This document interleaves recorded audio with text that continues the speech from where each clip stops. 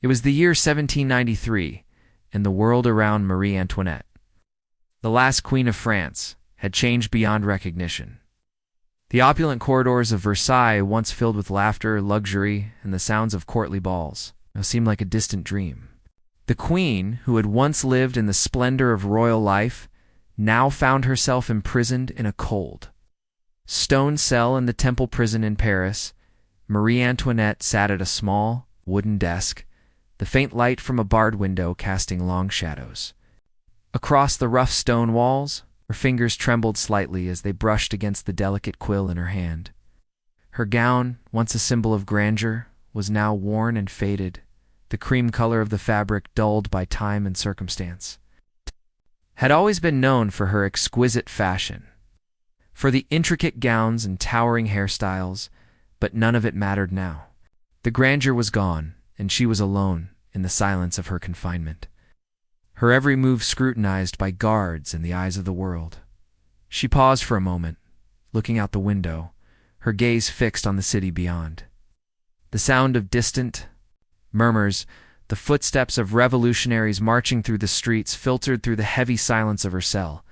A sense of isolation enveloped her, and for the first time she felt a deep, raw connection to the world outside, a world she had once ruled but had now lost forever. The letter she had been writing was addressed to her children, to her beloved, Louis Charles and Marie Therese. She had been separated from them, her heart torn apart by the uncertainty of what would become of them. Every word she wrote was a prayer, a hope that somehow, somewhere, they would be safe. She knew the danger that lurked outside, the growing anger of the revolutionaries, but she also knew that her duty as a mother came first. Her children were her legacy, the one thing she could still hold on to in the face of her inevitable downfall. Her mind wandered back to the years of opulence, the lavish parties, the whispered conversations in the halls of Versailles, the grand balls where the most influential people in Europe would gather to admire her beauty and grace. Those days felt like a lifetime ago, a world she could never return to. She thought of her husband, King Louis XVI, and the heavy burden he had carried as the ruler of France, a burden that had eventually led to his execution. He had died at the guillotine, and now she too faced the same fate. It was a cruel irony, the final act of a tragedy that had been unfolding for years. Her thoughts were interrupted by the sound of footsteps outside her cell. She straightened up in her chair, smoothing the creases of her gown. The guards were coming, as they always did, to check on her. She had grown used to their visits, the cold stares they gave her, the way they treated her as nothing more than a prisoner. But she was not just a prisoner. She was still a queen, even in the face of her downfall. As the door to her cell opened, she could hear the murmurs of the guards, their voices harsh and impatient. They were here to remind her of the reality of her situation, to remind her that she was no longer the Queen of France, but just another prisoner awaiting her fate. She met their gaze with a calm, dignified expression, refusing to let them see the fear that threatened to rise within her. "Madame," one of the guards said, his voice flat and emotionless, "the trial is scheduled for tomorrow. Prepare yourself." Marie Antoinette nodded, her heart heavy with the weight of the words, the trial. It was the final step in a process that had begun when the revolution had first taken hold of France. The people had risen up against the monarchy, against the very institution that she and her husband had upheld for so long. And now, she was the last vestige of that old world, the last queen of France, standing on the precipice of her own destruction. As the guards left, she returned to her letter, her hands moving more slowly now, the words coming with greater difficulty. She had no illusions about the outcome of her trial. Revolution had already decided her fate. But she would face it with the same grace that she had once faced the ballrooms of Versailles. She would not let them see her fear. She would not let them see the woman behind the queen, the mother, the wife. The person who had once been a symbol of hope and grandeur. Now she was just a woman facing the end of everything she had ever known. She finished the letter with trembling hands, her heart aching as she sealed it with a kiss. She would not see her children again, but at least she could leave them with her love, her hope, and her final words. She had once been a queen, and even now, in the darkest moments of her life, she would remain one. The morning of the trial dawned gray and cold. Marie Antoinette sat motionless in her cell, the silence around her a heavy weight pressing down on her chest. She had spent the entire night in quiet contemplation, going over her thoughts, her memories, and her final moments. There was no hope left in her. The revolution had already decided her fate. The streets of Paris had spoken, the crowd, the anger, the demand for justice. And now she would face the consequences. She had heard the voices of the revolutionaries growing louder as the days passed, chants echoing through the streets, demanding her blood. They called her Madame Deficit, the symbol of extravagance and excess that had drained the coffers of France while they starved in the streets.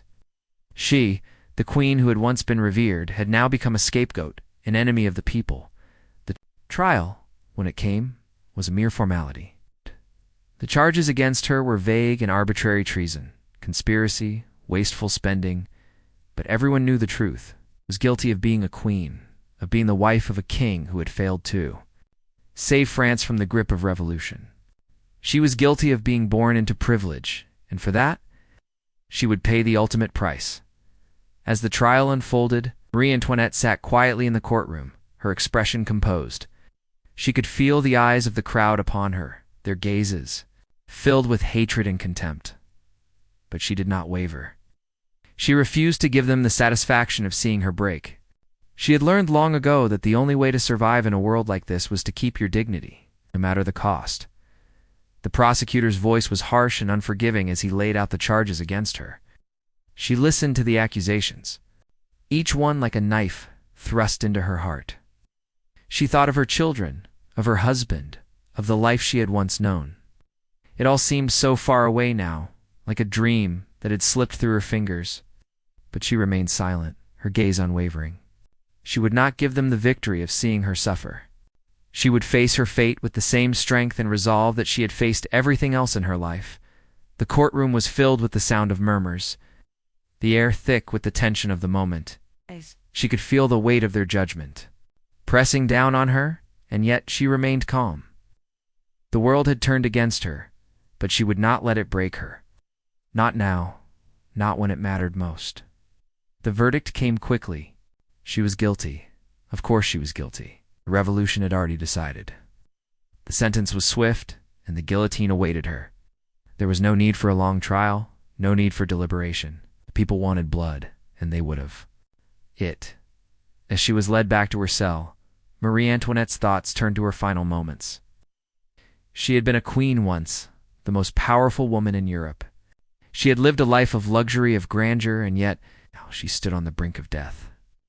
A prisoner of the very revolution that had once promised liberty, equality, and fraternity. There was no justice in this. It's only retribution. The guards came to escort her to the place of her execution.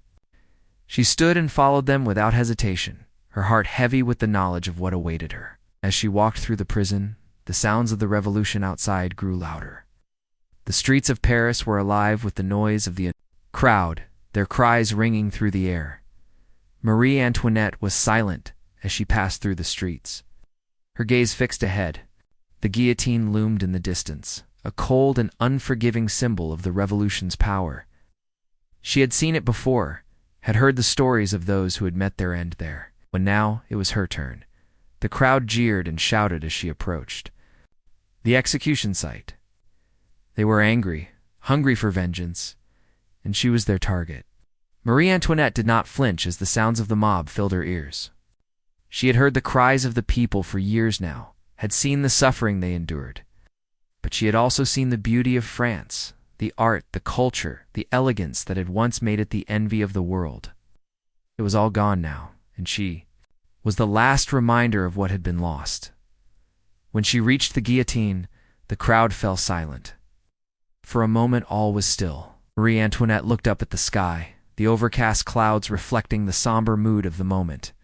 She closed her eyes for a brief second, offering a silent prayer, and then turned her gaze toward the crowd. "Farewell," she whispered softly, her words lost in the noise of the crowd.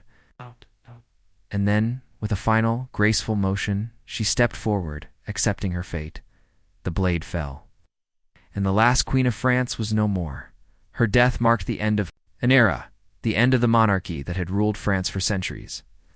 The revolution had claimed its victory, but in that victory, it had also lost something irreplaceable. The memory of Marie Antoinette, the last queen, would linger in the hearts of those who had known her, and in the hearts of those who had only known her as a symbol of their suffering, in the silence that followed. The revolution continued to march on, but the legacy of the fallen queen would never be forgotten.